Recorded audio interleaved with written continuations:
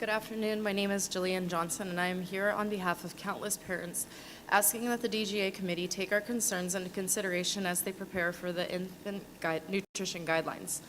While it may be rare, it's not impossible for a newborn to die from dehydration. I would know as I lost my first child from dehydration while attempting to exclusively breastfeed. As soon as I found out I was pregnant, I took all of the hospital parenting classes. I thought I knew everything I needed to know as I prepared for the arrival of my first child. I was so wrong.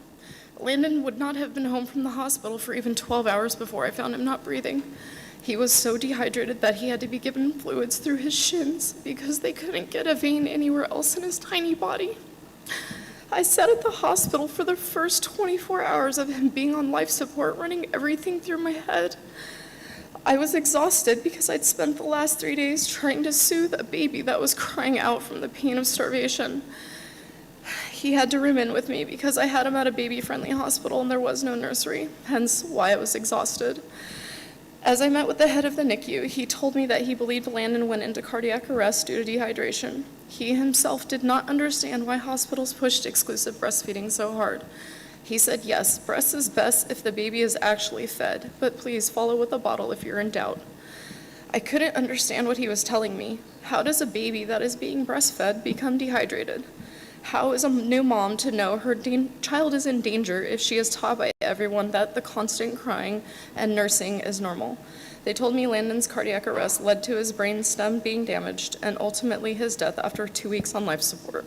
Just like that, my beautiful baby, who was perfectly healthy when he was born, was gone. It's been more than 7 years, and I still find it to be ludicrous. How foolish do you think it sounds when people ask me how he died? He starved to death because I didn't give him a bottle. My body failed me, and my milk didn't come in until he was on life support. Not a day goes by that I don't have to live with the thought that my son's death was 1,000% preventable, and it still happens every day. I was not given the tools I needed up front. The education that was provided at the hospital and in all of the literature pushed breast is best and formula is poison. And I was brainwashed not to give him formula. The classes didn't teach you the what ifs. What if my milk doesn't come in? What if I don't get enough? What are the signs that something's wrong? I was set up to fail from day one. Most people are fortunate enough to not have their situations end as horribly as mine, but no child should ever come that close. No prescription should have to be written for a baby to be supplemented. Hospital feeding classes should be required to educate on supplementation, whether it's donor milk or formula.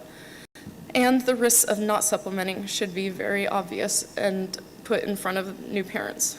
My son died, and that's why I'm here, because this is still happening to other babies.